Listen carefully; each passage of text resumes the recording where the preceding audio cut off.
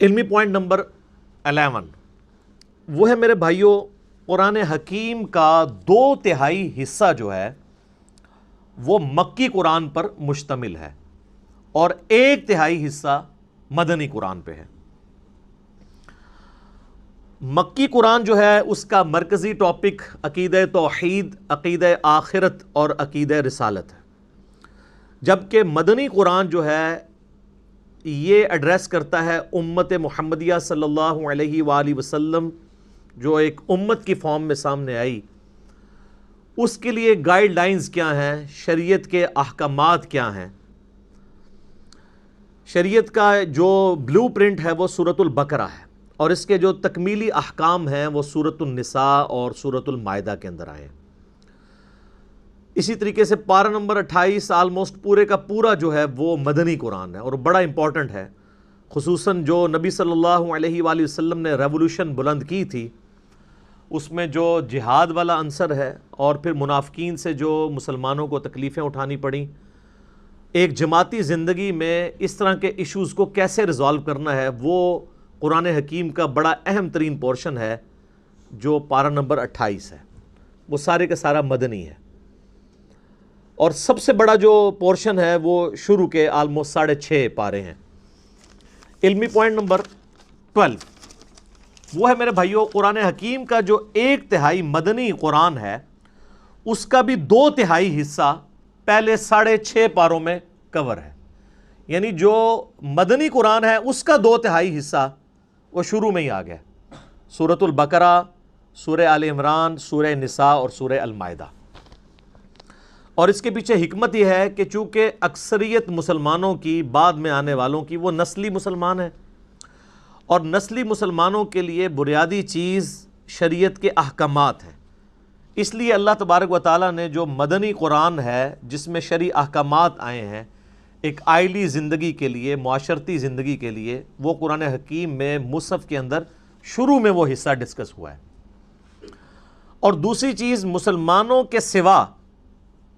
اگر کوئی اور امتیں ایڈریس ہو سکتی تھیں کہ جو خدا کی ماننے والی ہیں، گاڈ میں بلیو کرنے والی ہیں،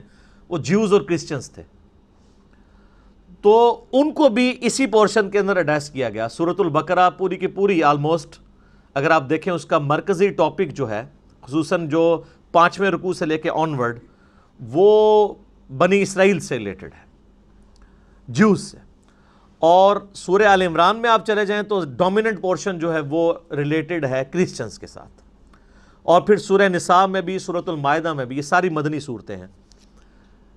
ڈومیننٹ پورشن جو ہے وہ اہل کتاب سے ریلیٹڈ ہے۔ ویسے تو ہم بھی اہل کتاب ہیں، سنن نسائی الکبریٰ کے اندر صحیح سند کے ساتھ حدیث موجود ہے، نبی صلی اللہ علیہ وآلہ وسلم نے امت محمدیہ صلی اللہ علیہ وآلہ وسلم کو بھی اہل القرآن کہا ہے، تو اہل القرآن ہونے کی وجہ سے ہم بھی اہل کتاب تو ہیں۔ ایک تو وہ پرانی کتابیں تھیں، اولڈ ٹیسٹمنٹ اور نیو ٹیسٹمنٹ، اور اب یہ ہمارا ہے فائنل ٹیسٹمنٹ، الفرقان، حق اور باطل میں تمیز کرنے والی کتاب۔ اس لیے آپ دیکھیں کہ سورہ آل عمران کا سٹارٹ اس سے ہوتا ہے کہ اللہ تعالیٰ نے تورات اور انجیل نازل کی تھی اس کتاب سے پہلے جو ہدایت کا سرچشمہ تھی، اور اب الفرقان نازل کیا ہے، حق اور باطل میں تمیز کرنے والی کتاب۔ اولڈ ٹیسٹمنٹ، نیو ٹیسٹمنٹ میں جو باتیں بھی اس فائنل ٹیسٹمنٹ سے ٹکراتی ہیں وہ ریجیکٹڈ ہیں، اور جو اس کے مطابق ہیں ان کو ہم منوان اسی طریقے سے قبول کرتے ہیں، کیونکہ وہ ٹیمپرڈ کتاب ہے۔